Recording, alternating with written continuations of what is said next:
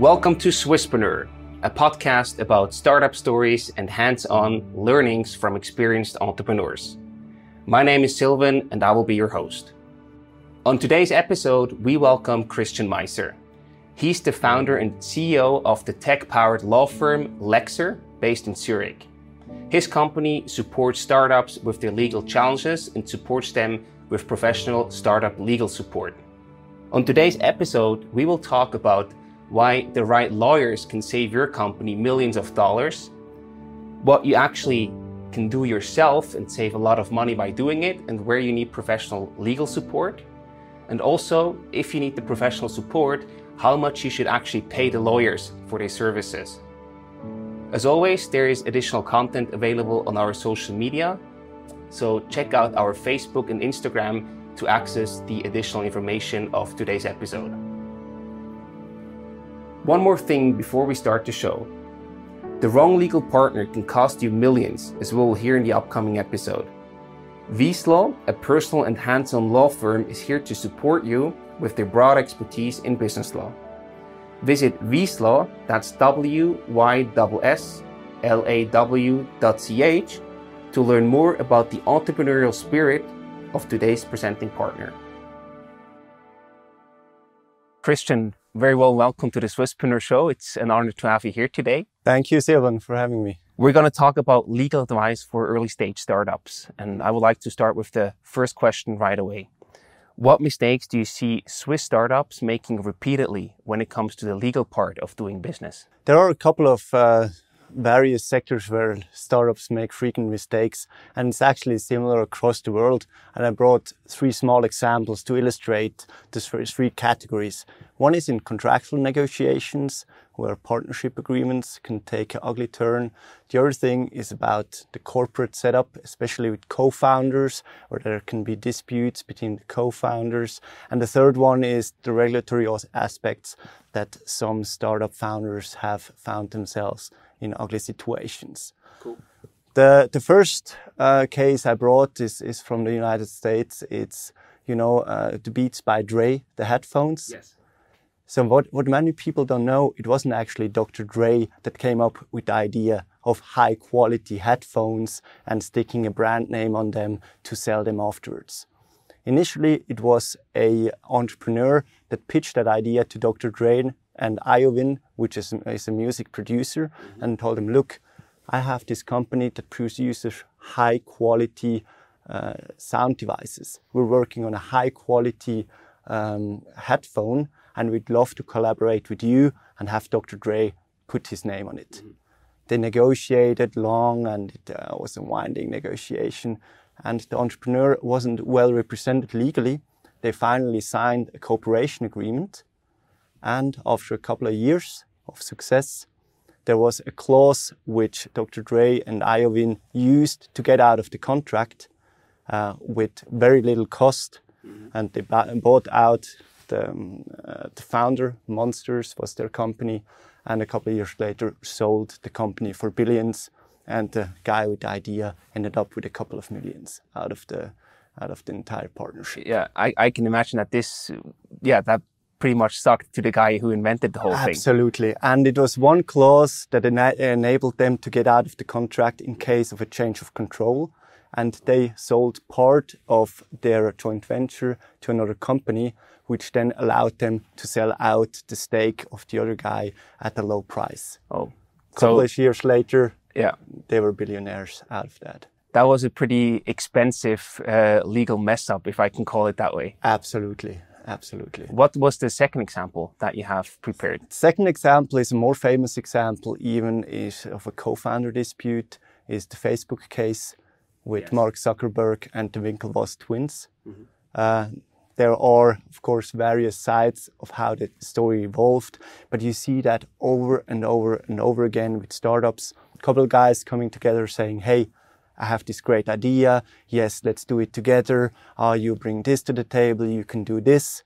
And all of a sudden, one co-founder says, oh, actually, it was my idea. I do it on my own.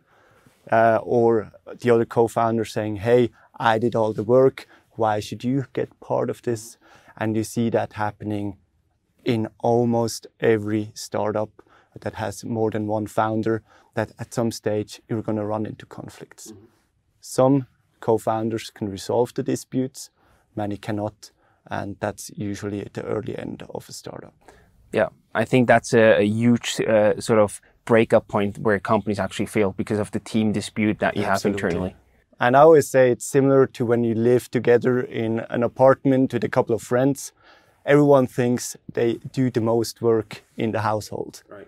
And the same logic applies in a startup. You always think, oh, I'm the one doing most. I'm the one bringing the value. Why should the others participate in that value? Yeah. And that's when the money comes into play, and even best buddies from kindergarten can get into ugly disputes. Which is actually pretty sad, and I'm very curious to hear how you will fix that. But before we get there, tell us also your third story that you prepared. The third story is Ross Ulbricht. This is a person more known in the blockchain field. He was the founder of Silk Road. Silk Road was an online platform that allowed purchasing and sale of illegal drugs and other things with Bitcoin and other cryptocurrency. He was one of the very early entrants in the blockchain sphere. He, of course, knew that this is very probably illegal, but he didn't ensure that the setup is proper, or didn't even seek legal counsel, or simply didn't care. I'm not sure what was his motivation. Anyhow, he got caught finally, and he still serves jail time. And that is, of course, one of the worst case scenarios if you move into a regulated area.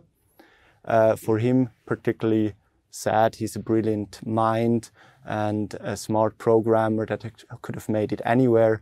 He chose a path in a field where a lot of the things were still unknown. And he got then also a bit unfortunate that the US wanted to really state an example on him and put him into jail for long term. Well, that's a pretty heavy ending of an entrepreneurial career. That's a very sad ending to entrepreneurial career. So you mentioned these three different areas. I'm sure there are more areas that startups should cover. Can you quickly give us an overview about the core areas that you think startups should pay attention to? And then I would like to go into more detail about what that actually means in practice for the companies. Sure.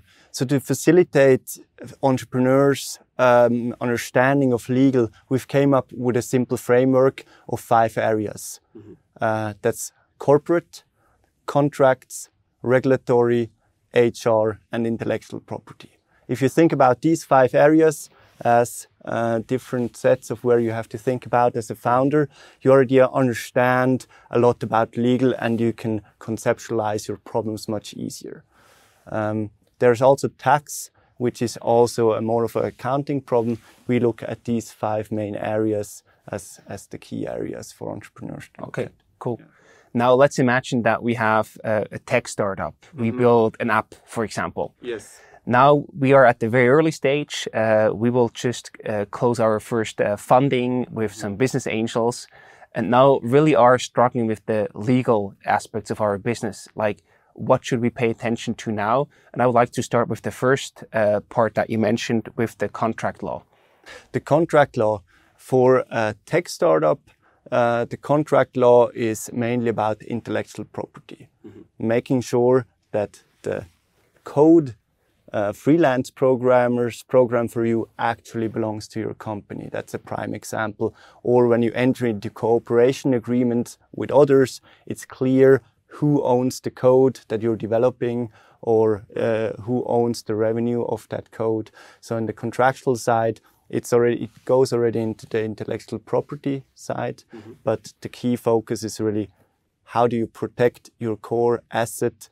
Often it's contractually that you can protect a lot, and that's where you have to focus on in your freelance agreements, but also in your cooperation agreements. Okay. Is there any specific advice that you can give to a tech startup that is in, like, wears these pairs of shoes right now? Or is this a highly individualistic case that you have to analyze more deeply? One thing that I see many startups fall into trap into is they they want to enter into a cooperation agreement with someone, and they say, oh, I know the person at this company really well, I trust him, yes, any contract that he provides me with is fine. They shake hands, they sign the contract without really reading it, and a year or two later, that trusted person is no longer at the company. Somebody else is at the company and looks at the contract and says, hey guys, under the contract, actually you owe us this and that, you haven't delivered, and then you get into problems quite quickly. Of course, in the beginning, you have this trusted person, you think, oh, nothing can go wrong, but you don't sign the contract with a trusted person, you sign it with a company. I think this is something that could really happen to all of us, especially if we are very trustworthy to other people. If you are caught up in this situation, what would you recommend the founders to do? Can you sort of try to renegotiate the deal because you originally had it differently in mind? Or is this really hard if the contract that you actually signed says something completely different? One thing that people have to get used to, once you incorporate a business, you're in the business-to-business sector where there's much less protection. When you're a consumer, there's a lot of laws that protect you, and even if you sign a contract that is extremely unfavorable to you, there may be a law that says, oh, you're actually protected as a consumer. Right. But as a business, there's much less protection, and if you sign an agreement, the law says, well, you're supposed to be smart enough to conduct the business. You just don't get out of it that quickly. Okay. There are extreme scenarios, but mostly in Switzerland, we're very liberal. We say everyone is capable of making his own decisions and mistakes. It's not the law to protect those that are not careful enough to enter into wrong agreements. Right. So the important step is really to initially read through an agreement. Most agreements, you don't even need a lawyer to really read through. A lot of it, just read through it with common sense. And if you find something that you don't think should be in there, escalate it to the other person. And if you still don't get a good explanation, ask a lawyer or a friend about it. Makes sense. I think this is also a very good framework that you just mentioned. So first you read through it on your own, then you escalate it to the other side. And if you still get a satisfactory answer, then you involve your lawyer to also stay a bit, I would say, more lean and avoid costs that probably, are not completely necessary. Absolutely. Yeah. Besides the IP that you have to protect, is there any other thing that you should check with your lawyer as a tech startup? I'm basically thinking contract law, for example, sales contracts that you do with your clients, general terms and conditions. Is there anything in that area that you should pay also attention to? So there's various, the contracts are really your communication to the outer world. And with a sales contract, of course, it makes sense to have a good standard contract that protects your company. That's usually a contract that's going to get signed a lot of times. Right. There are two sides to this. On the one side, you want to protect your own company. On the other side, you want to make the sales process as seamless as possible. So if you have a sales contract that's difficult to understand or that is too one-sided, you're going to have a bad customer experience for customers as well. So you want to have a lean contract that protects your interests, but that also is well understood by the customer. And if there are questions coming up, you can answer them easily. Absolutely. We had a very good personal experience here. All right. In the beginning, when we started this startup, we had like a 3-page contract. And whenever we had a sales meeting, they said, I like what you're doing. I would like to join. Then we showed them the contract and they said, whoa, I need to read through that first. Leave it here. I will get back to you later. And that made it really hard to actually close deals. Yes. Then we reduced the whole thing to just 1 page, made it very simple and very basic. And then we were able to close the deals instantly during the meetings. So do you have a sort of a best practice there about, where you have a good balance between you are able to close when you actually want to close, so not delaying the closing date, but also being legally on the safe side? Is there like sort of a best practice about what you should cover in such a sales contract? That is a bit sector specific, but one thing, the main thing is really liability. What happens if something goes wrong? Right. To what extent are you liable for the damages? For example, for a tech company that provides a piece of software to a customer, the question is what happens if a virus gets into the systems of your customer and wipes out their entire system? Right. You may have sold them a piece of software that costs 1,000 Swiss francs, but if it wipes out their entire system, damages may be caused in the millions. Absolutely. And that would be your bankruptcy. Yeah. So these cases, you want to make sure that you limit your liability to, for example, we usually cover it to 3 times the value of the contract, so you know you have a cap.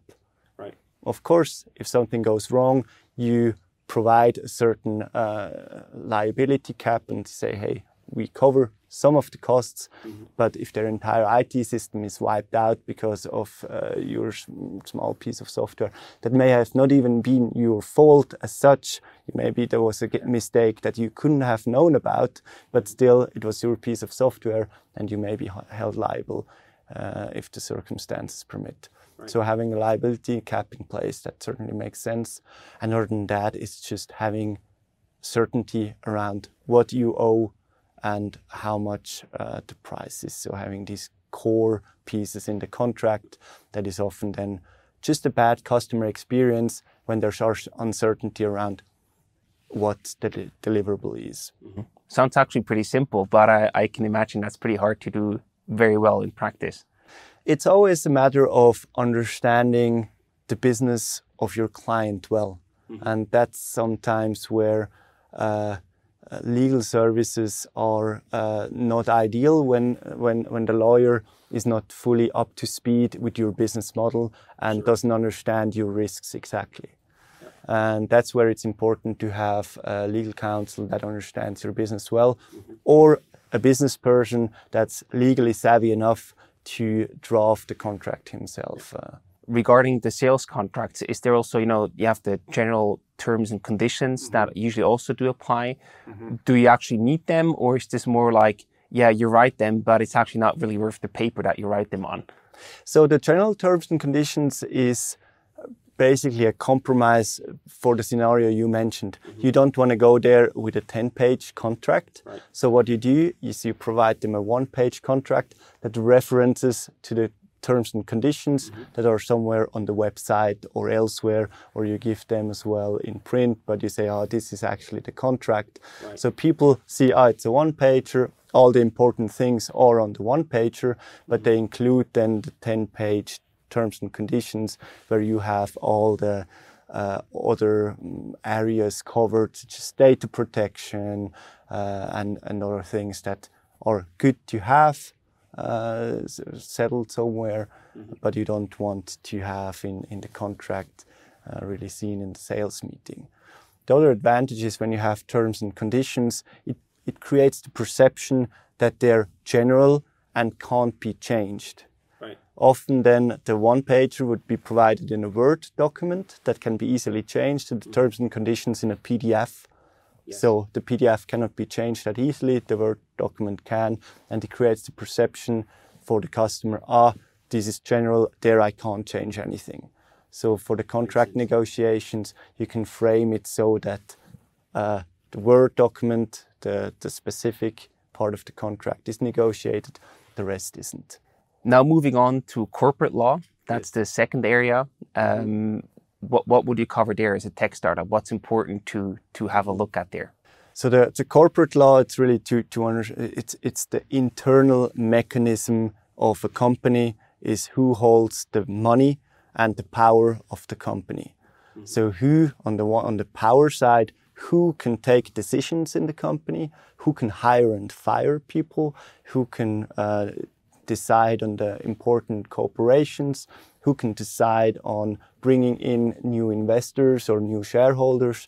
So that's the power structure. And then the money structure is who actually gets what money out of the company in case of revenue coming in, or then for tech startups, often more important in case of an exit 5 or 10 years down the line. Right.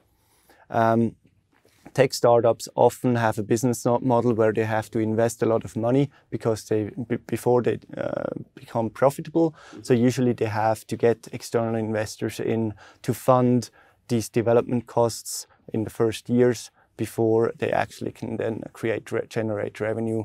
Or sometimes, like Uber, you never generate revenue, but you still have an exit down the line. You just need a lot of capital from external investors to fund you until that exit moment.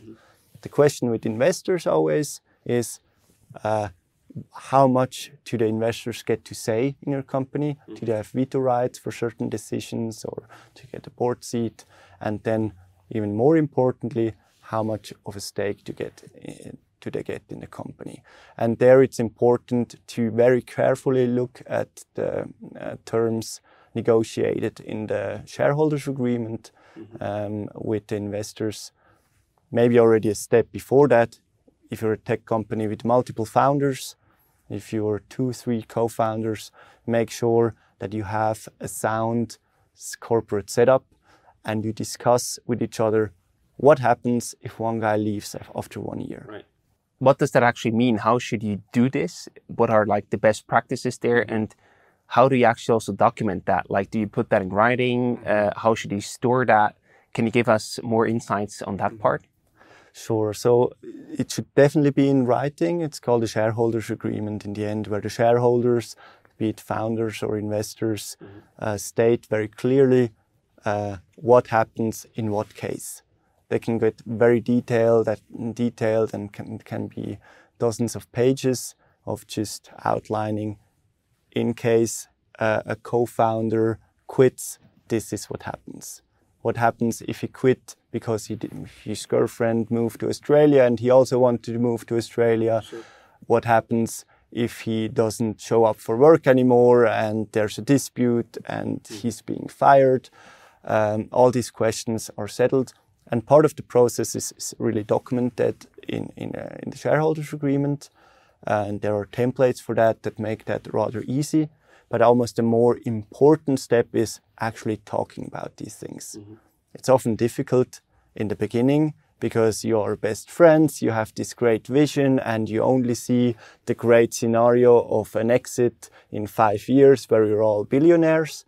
But it's very important to also discuss in the other cases what happens if it doesn't go that way. You don't want to end up like Mark Zuckerberg and the Winklevoss twins, right? Exactly. Is there any like best practice? You mentioned there are templates that you can use.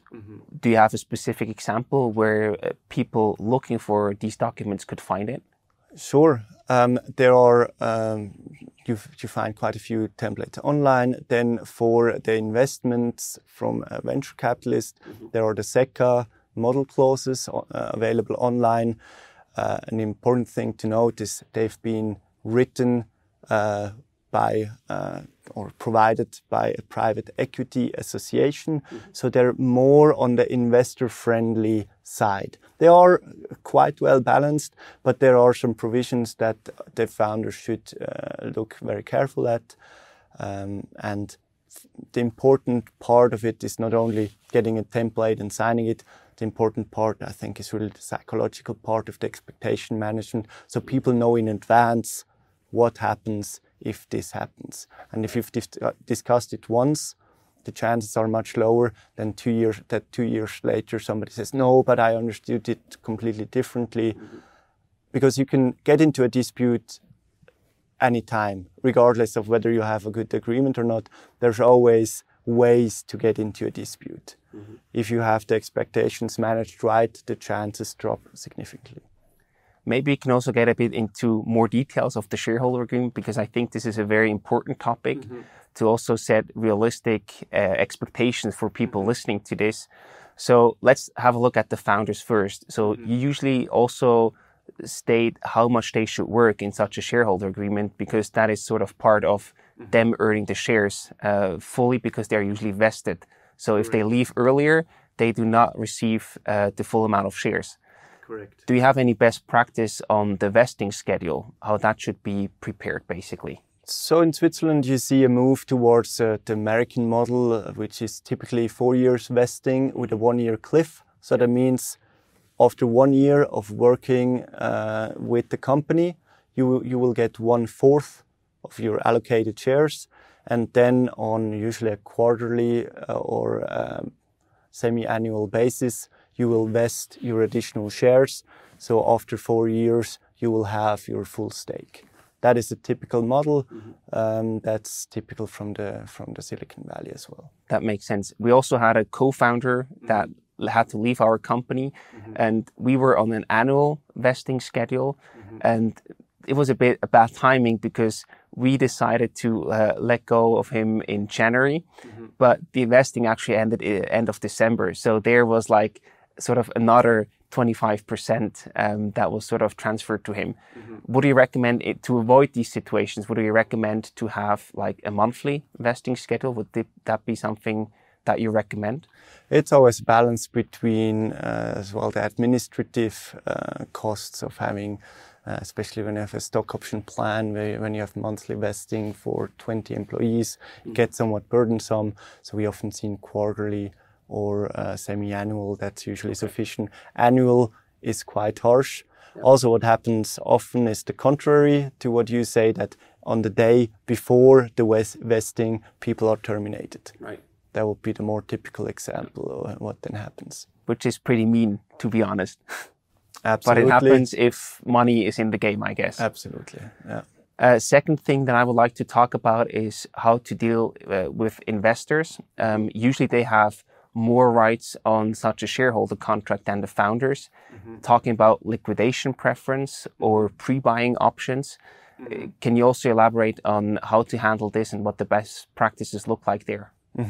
So for the investor side, a general remark maybe before you take on investors, startups should do a due diligence on the investors as well. You always hear on the due diligence on the startup, but it should be the other way around, to speak to other startups that were in collaboration with these investors to see how did they handle, were they fair game or did they exploit their power to the fullest? Right. Because at the end of the day, you invite someone else to your party, so to say.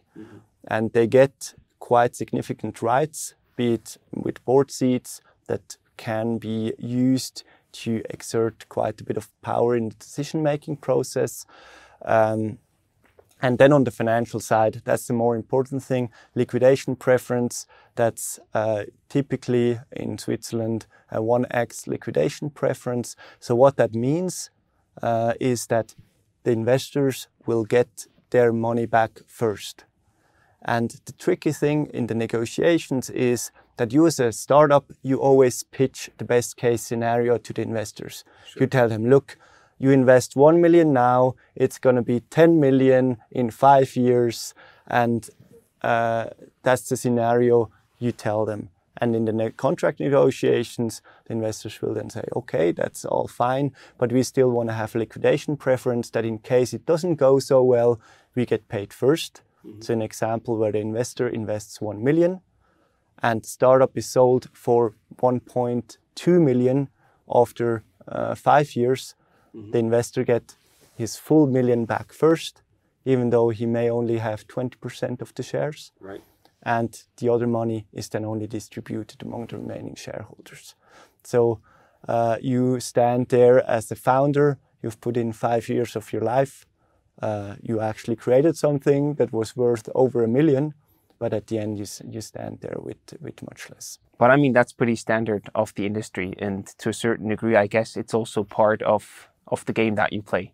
And that's when you should consider carefully whether you really need investors and how much money you need.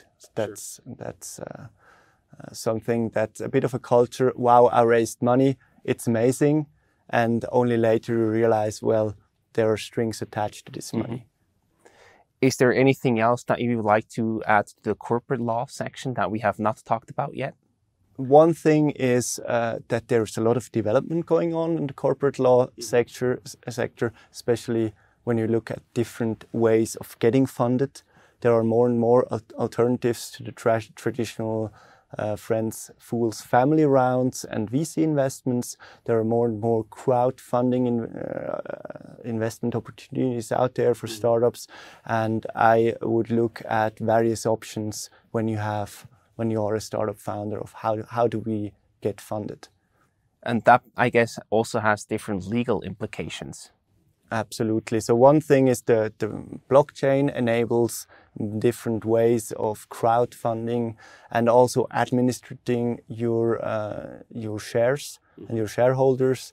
And we're working there on a few exciting projects with Alithina we've tokenized shares already, but there are many interesting things that you can do when a share is actually digitalized, and you can move the property digitally and securely, and let them interact with smart contracts. So there can be stock option plans or a shareholders agreement that are executed automatically.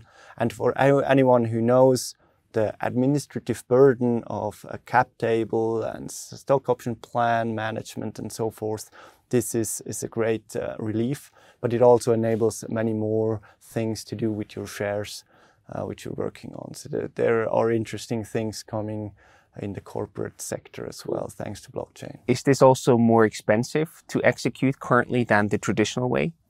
It's less expensive at the end of the day, because you do not need.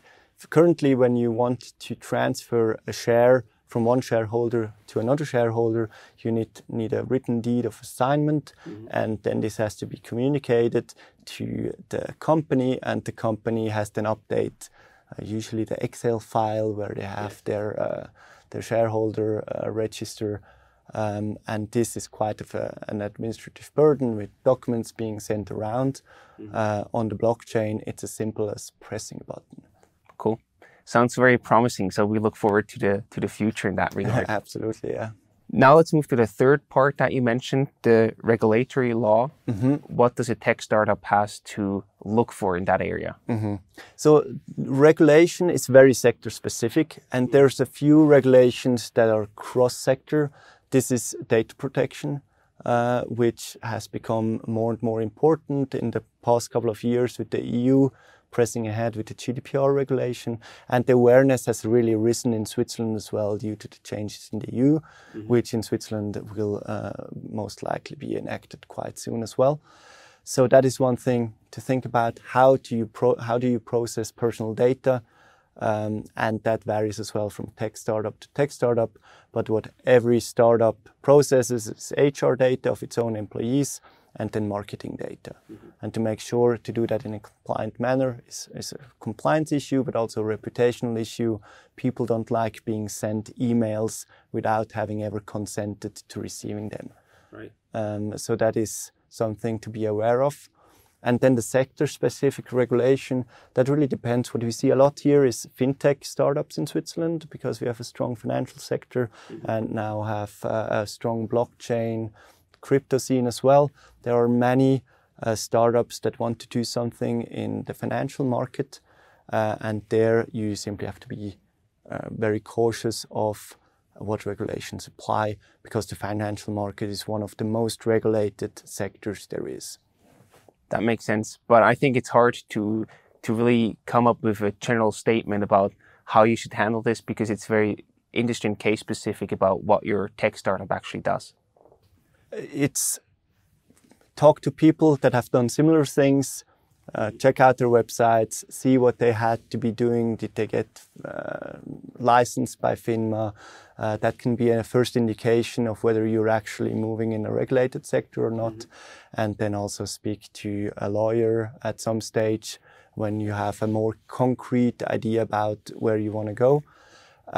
We've also seen that it can make sense to involve a lawyer in your founding team in a highly regulated industry, because your solution is to some extent driven by the regulatory environment, especially what can I do without a license, for what do I need a license, so what is the logical steps of my product.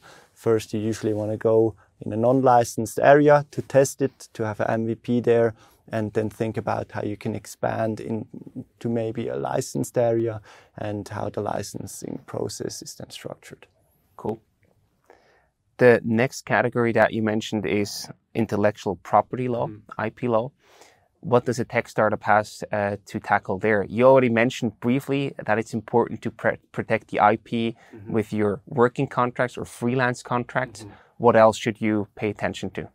There are different types of intellectual property, and one is relevant for tech startups is always the software. The software code is actually quite difficult to protect legally. It's important that you own the software code. It's equally important to ensure that other companies cannot simply copy your software code, and the one-to-one copy of your software is actually protected. So software is protected by copyright law. So the actual code you cannot copy-paste as another company. But what you can is copy the idea behind it. And the issue with software is it's not really the actual code where the idea comes from, or where the value is, but it's actually the idea. And when a coder sees code, he can easily write code that does the same thing, but looks completely different. Yes. So that makes it difficult to protect software. And what companies often do to protect their source code is simply not disclose it. Like the Google search algorithm is only known by a handful of people. Right. So like the Coca-Cola recipe as well, you simply don't disclose it to make sure it's protected. So that's the best protection that you sort of recommend? For software, it often makes sense, especially when the software is so crucial to your business, as for example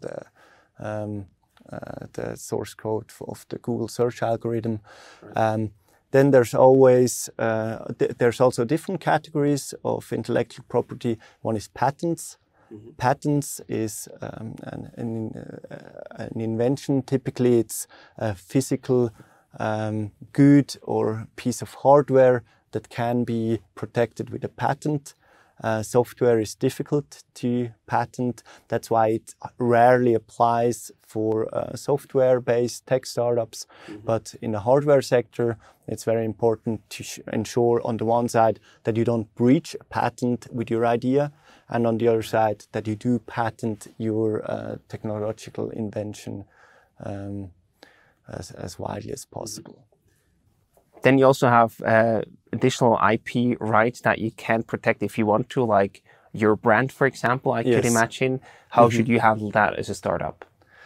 There is the brand name, and some companies live off their brand names, such as Coca-Cola is a prime example of a brand, or Nestle is a prime example of a highly valuable brand name that is protected with trademark law. So there's a register where you can register your name or your logo, and then forbid anyone to use the same logo or brand name for the same type of products. If you have an intention of growing and investing in your brand name, it's very important to protect it accordingly and early on, and also again make sure that there's no pre-existing brands that are similar or the same. There's often frustration in the name finding process of startups. Already it's a difficult emotional topic amongst co-founders usually, and the frustration stems from the fact that once they've found an agreement between each other, you as a lawyer often have to tell them, look, there's a brand name that's maybe not exactly the same, but almost the same, so you run a high risk of being then persecuted by that other company. And is this something where you recommend to have a lawyer supporting you to check whether your brand or your brand name that you have in mind is already protected in some sort? Or is this something that the founders could also do themselves? You can do an initial search yourself. I mean, already Googling for the term, is there another company out there? Then there's the commercial register where you have the company names. Then you have the Swiss trademark register where you can do an initial search as well. If it depends then a bit if you're a small startup that has 20,000 Swiss francs as capital to get something started and you're bootstrapping, do it yourself before you go to a lawyer. But also be aware that your brand name may have to be changed after a year or two. If your idea is really around your brand and you want to build, for example, a label, a clothing label, invest the money up front into a lawyer for some proper research, because changing your brand name means basically start from scratch again. Absolutely. The last point that you mentioned, which is important for early stage tech startups to tackle, is HR law. What are the important topics in that area? The HR is really how you attract and retain talent, on how do you incentivize people to work for you. And one part of that is being a young startup. Many people enjoy the freedom and the excitement of building something new and creating a new vision from nothing, which already attracts people. But then there's other, of course, after a year or two, you may also want to think as an employee, hey, it would be nice to participate in the success. I spend all my weekends working for this company. I get a horrible salary, half of market value. I would like to participate somehow in the success. And that's where employee stock option plans come into place, where you can incentivize your employees by giving them part of your success. That is one thing you can think about. The other thing you have to think about is just standards. Make sure your employment contracts give the company all the intellectual property that the person develops during his work time. That's an important part. One thing many people don't know is that it requires a written form agreement to have this assignment, so you cannot DocuSign your employment contracts.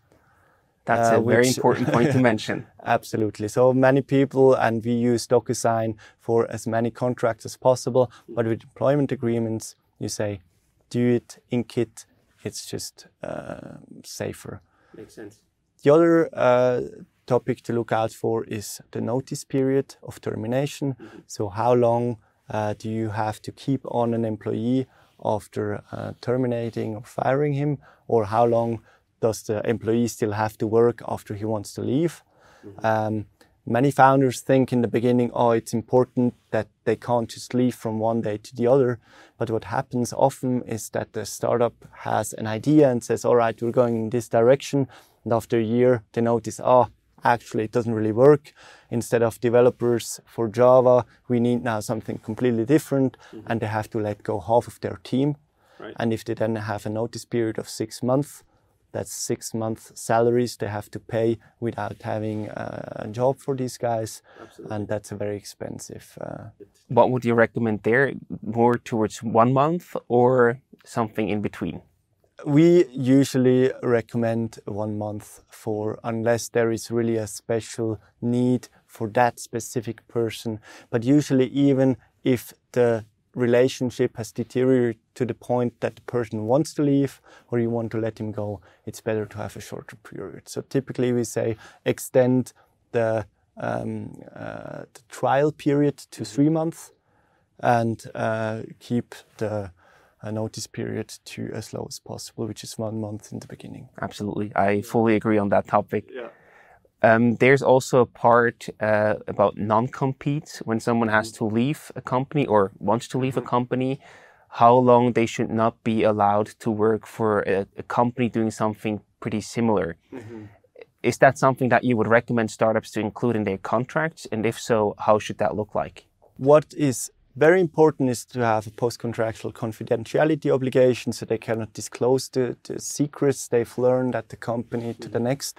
With the non-compete, it's always a difficult topic because they're often not even enforceable if you've included them, or if you include them, they have to be very specific, and it depends a bit on the sector as well, what you can do and what you cannot.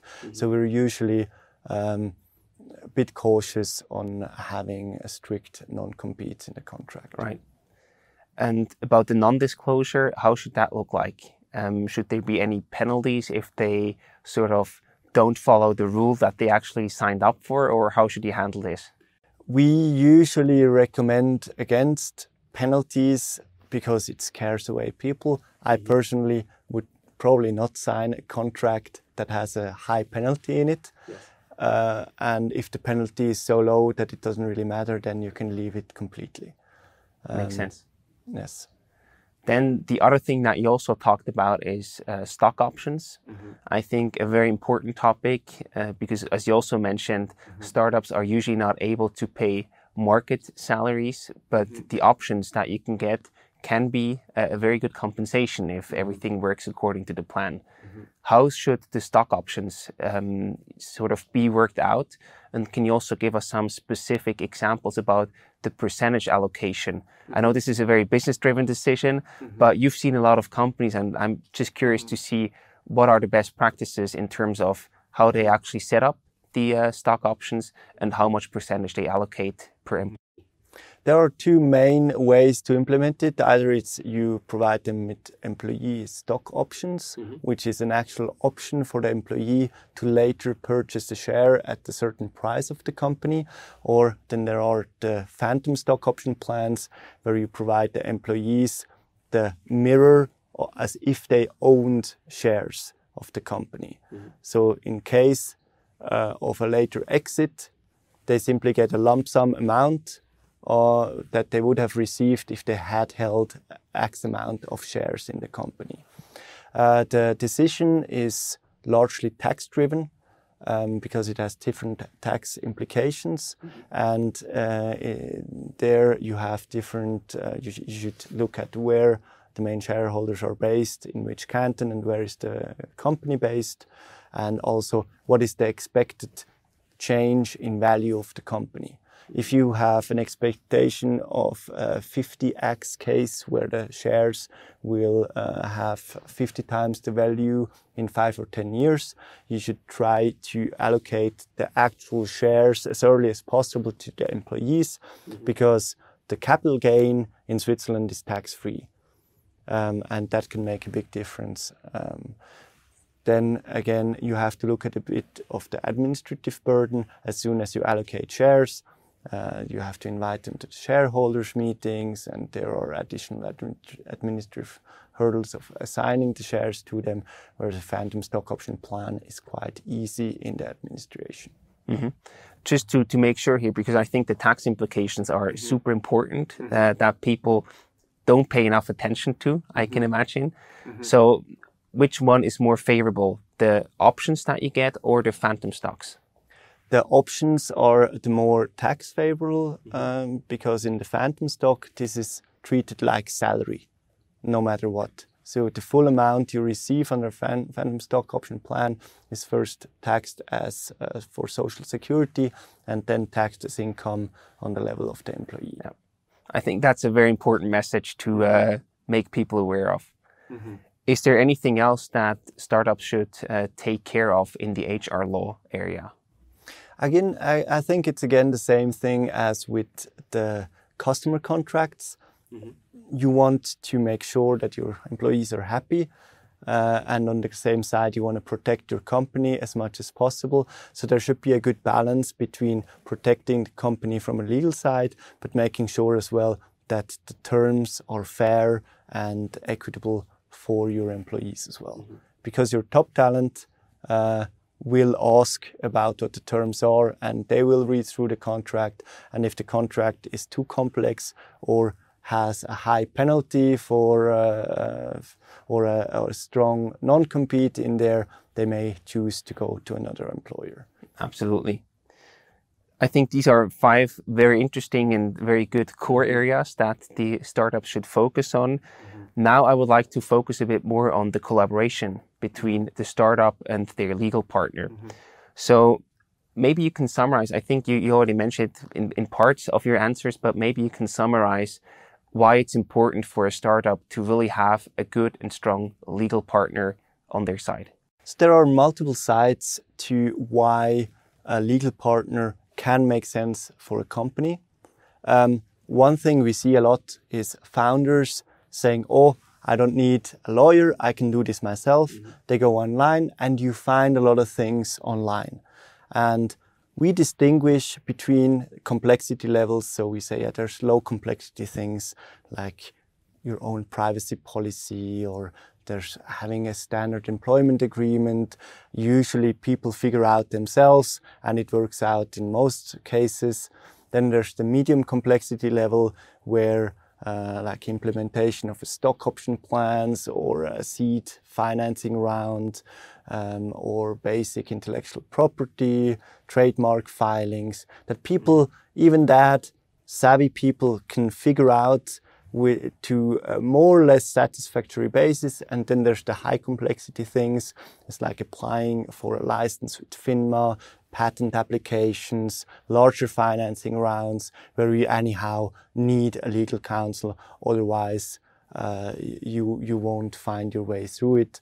And even most legal counsels would not know what to do themselves and would have to refer to an actual expert. So what we see a lot happening is that first founders try to figure out themselves, and often it's like when you go to the doctor, you don't really know what you're doing, and you can self-medicate on Google, and probably most of the times you may just have the flu, and then you can self-medicate, but then there's always a tail risk that you fell into a high complexity case without being aware of it. Yeah, I think that's a good summary.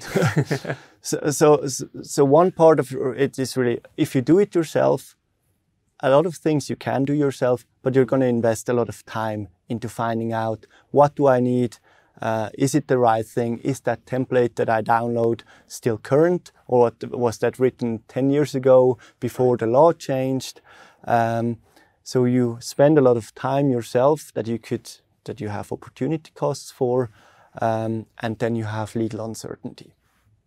And the question is, how much legal uncertainty and how much time do you want to spend on your on the legal side of things? I think this is sort of like a matrix where you can decide on your own depending on what's more important to you. Absolutely. And it's again a bit matter if you're bootstrapping a company and you know, hey, we just want to get a first MVP out and do customer research, market research. We don't really execute on anything yet. You can still get away with quite a bit without consulting a lawyer. But as soon as you get more serious about the idea, it's very, you save a lot of time and it's a lot of sleepless nights if you talk to a lawyer that can guide you in the very beginning and say, oh, actually HR, that's not a problem, don't worry about it. On the corporate side, look at this thing more profoundly. And in the regulatory side, be very careful. There's this new law that says this and that. Here you should really look at more closely. And within half an hour, usually a lawyer can tell you more than you would find out in a week. Right. Cool. I think it's also very important to sort of distinguish between the quality of a good and a bad lawyer. Mm-hmm. Something that I found personally very difficult to do. Mm-hmm. We were part of a startup program, and there we got sort of vouchers to use at the local lawyer, but then actually had to find out that they were not familiar to work or deal with startups at all. So we ended up spending all the vouchers, and they even wanted to bill us for additional hours, but didn't solve the problems or answer the questions that we have, but just had a lot of effort and time that they put into this. So for us, this was a very bad quality experience. How do you suggest startup founders, especially first-time founders, go about finding the good quality lawyer and also learn how to distinguish between good and bad lawyers for their startup? I think it's like finding any supplier in an area where you yourself don't have expertise. How do you evaluate something that you are not sure about? And I think part of it is talking to the lawyers first. In a face-to-face meeting, most lawyers will give you half an hour of free advice. If they don't bother anymore. They will overcharge you anyhow.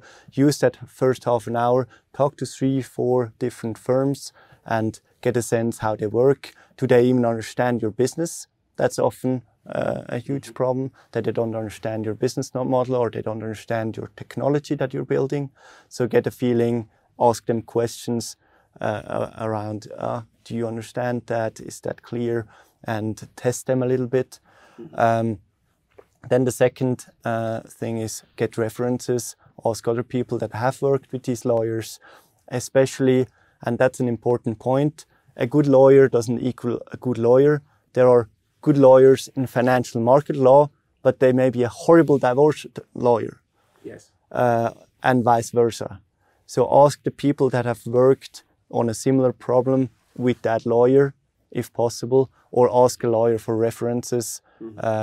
They usually are reluctant to give it out, but some of them may actually give out references as well. So you can talk to the people that have worked with them, that had similar problems, have been in a similar sector, and that allows for a better vetting process.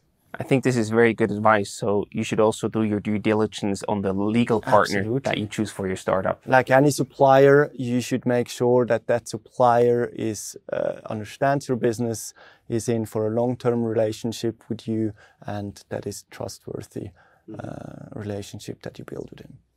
The next point, now you found the right legal partner, which is very important to startups, is pricing. How do you budget for legal costs, and how much should you actually sort of calculate with to cover the 5 different areas as we go for our tech startup that we mentioned in the example? How much money do you need to cover for these expenses? So the example that you mentioned before of going to a lawyer, having vouchers, and then even spending more than expected, that is one thing that we try to tackle really with transparency in fees. What you can do with any law firm is ask for first a fee estimate upfront before you engage them, and then even a fee cap. So they say, all right, for this piece of work, it's going to cost me that amount and not more. They will more and more, lawyers used to be reluctant to give fee caps, but it's getting more and more established. So that's one thing you can do. Should this be a red flag if they don't offer a fee cap, that you should not work with them at all? I wouldn't. There are, to be honest, there are certain cases where it's really difficult to provide a fee cap because you simply don't know how much effort it's going to be. Okay. But for most startup legal needs, a lawyer that knows what he's doing also knows how much work that's going to be put in a specific. Right. So ask for a fee cap with a clear definition of the scope, so you know, okay, that's included. And also ask them, hey, if there's anything that you think is not included, tell me before you start billing. Because the topic is then, of course, oh yeah, no, that was outside of the scope. Then, of course, I started billing, and then you again end up with the high legal fee. Yeah. So talk about fees up front. What we're trying to do is really bring transparency in the user experience of getting legal services by having published fees for certain areas.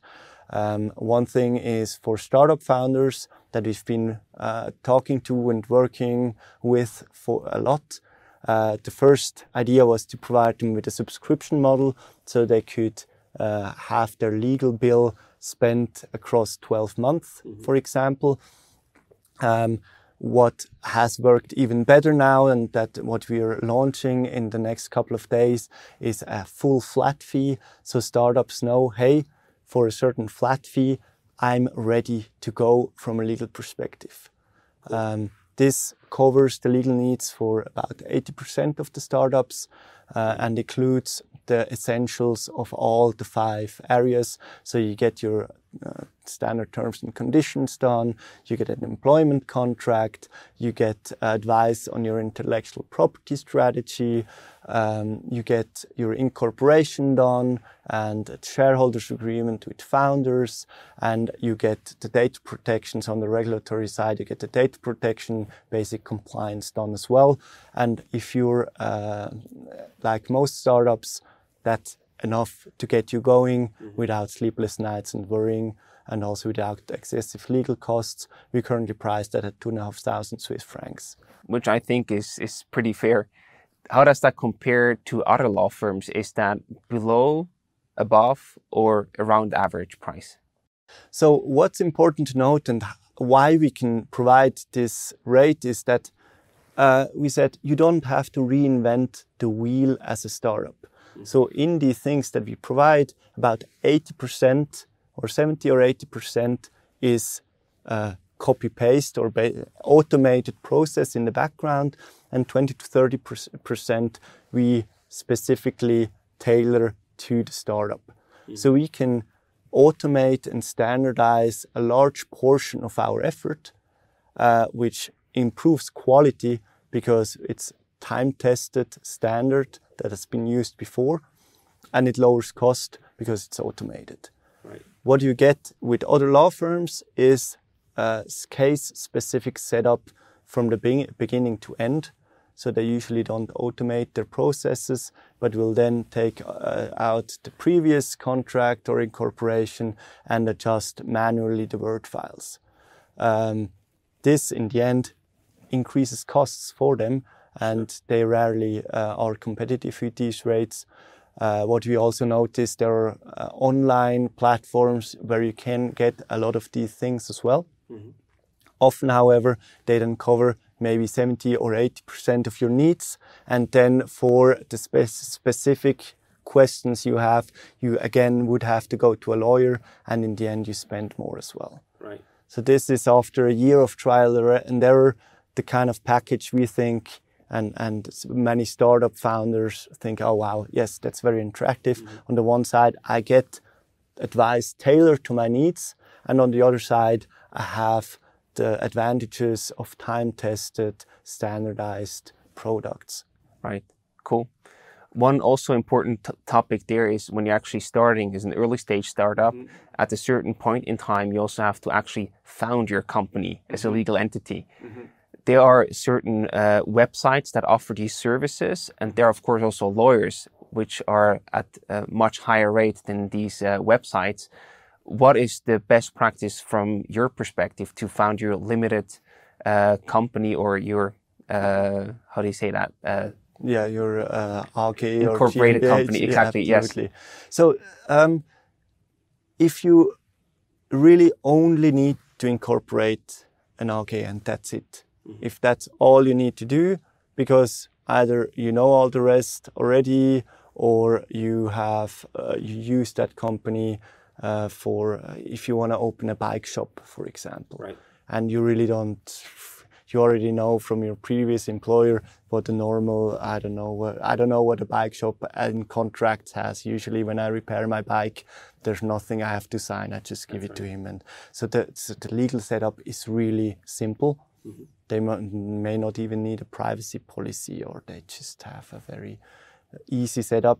That can be a good choice of saying, I go to these platforms, mm-hmm. and if you then need an insurance anyhow, and you need a bank account anyhow, they have partnerships where they can offer the incorporation for almost, I think some of them even for free. Right, yes. If that's your setup, that can make sense. I think for the typical tech startup, there are, and what we focus on, there are sector-specific questions that pop up. There's usually a more complex setup with the co-founders, or there's just simply the need and the wish to get a bit of more personalized experience. Mm-hmm. That's where it makes more sense than to go with someone that always also provides you more advice. And I guess this would be additional costs on top of the 2,500 that you just mentioned before. The 2,500 is really a flat fee package where we say, with these, you're ready to go. Mm-hmm. With this 2,500, we provide you with all the documents, plus specified and tailor-made, but also the actual advice to you. So we sit together with the startup founders, discuss their setup, point them in the right direction, and after 2,500, they're really ready to go. And it's not that we then charge additional fees for this and then the paper we used, which we rarely ever do, and for phone calls and whatnot. So that's really a full flat fee, and without hidden costs, except for the register fees and notary fees that are outside of our scope. Okay, but in that flat fee, the company foundation is already included as well? The incorporation is included as well. except the commercial register and Exactly. notary. There's a trademark registration included, but register fees are also on top. Sure. But from the legal side, that's really all you're going to pay. Cool. Yeah. So I think this gives people a really good understanding about, what high legal costs are and what sort of legal costs can be to get you started. I think this is a very good point to mention. The last question that I have written down here is, now you found your legal partner, you got your starter package, but there will be additional legal needs as you grow as a company, I can imagine. So how does such a collaboration between you, the startup, and the legal partner look like? Is this something that comes up case by case whenever you have a need or you want to have a second opinion about a contract that you don't understand? Or is this something that should be more on like a monthly, a quarterly, or an annual basis where you also sort of have like check-ins and so on? What is the best practice here from your experience? So the current, or let's say the traditional model is almost like the dentist. You go to the dentist when it hurts. And that's usually not the ideal advice, because you should also do preventive measures and tackle the legal problems before they start to hurt. Because then it's usually too late, there's the dispute and you're going into a court case, or the intellectual property is gone already, the contract is signed, and the startup sold for nothing. So the traditional model, due to the high hourly rates, is usually that companies in general start going to the lawyers too late. Larger companies, what they do, they hire an in-house legal counsel that then can be involved in the day-to-day business and understand the company well and alert before it's too late. But for many smaller and medium-sized companies, hiring an in-house legal is not an option because they don't have enough legal work for in-house legal. So often they do a lot of it themselves at high opportunity costs and at high risk as well that later something is going to come up. That is the idea behind Lexer as well, to really provide small and medium-sized companies with an alternative to an expensive lawyer or an in-house legal that you cannot really fully occupy yet. So we want to be involved and understand the day-to-day business and structure our pricing with a monthly flat fee so that people are not afraid of picking up the phone when they're unsure. Sure. So they start asking the questions before it's too late. And one really important thing that we find is every startup and every entrepreneur and every business has not only a different business, of course, that they're running that you need to understand, but also a different mindset when it comes to how they want to tackle legal problems. Some say, hey, I just want to be 150% safe. Yes. I'd rather get it checked by 2 lawyers instead of 1. And then there are the Mark Zuckerbergs that say, let's move fast and break stuff, and let's think about the consequences later. And to adjust and advise in accordance with the risk preference of an entrepreneur requires close collaboration, and that can really bring out the best in a relationship with your lawyer. Cool. So I think communication, like in every relationship, is key, and keeping the costs of the communication low improves the communication. And I think that's a key point why we as Lexer can also provide more tailored advice to entrepreneurs. I think this is a very good point to conclude this episode. Christian, thank you so much for taking the time and providing us with such great legal advice. Oh, thank you, Silvan, for having me. Before we wrap everything up and give you a sneak peek about our next episode, we would like to thank our sponsor, SBB Startup. The Swiss Railways launched their own startup program, so no matter if you're already an established company or just have an idea, they are eager to hear from you if you think that your company or your idea is a good fit to the Swiss Railways. You can get in touch with them at sbbstartup.com, and they will support you with internal connections, with coaching, and also are very interested in launching a pilot project with you. So if you think that your product or your idea or your company have the potential to collaborate with the Swiss Railways, get in touch with them at sbbstartup.com. Thank you very much for listening to today's episode. We will already be back with a new episode next week when we will talk to Renato Stalder. He's the CEO of Clara Business, a company that fully digitalizes your financial and accounting processes. This is usually a very boring topic, but Renato adds a lot of personal stories and makes it super entertaining. So you will learn things like what tasks you should focus on as an early stage startup, how much money you should pay professionals to support you on this, and what you can do when a client does not pay his or her bill to your startup company. So I'm sure that you will find some valuable insights there, and I hope to see you again next week for an all-new Swisspreneur episode. Until then, have a wonderful day.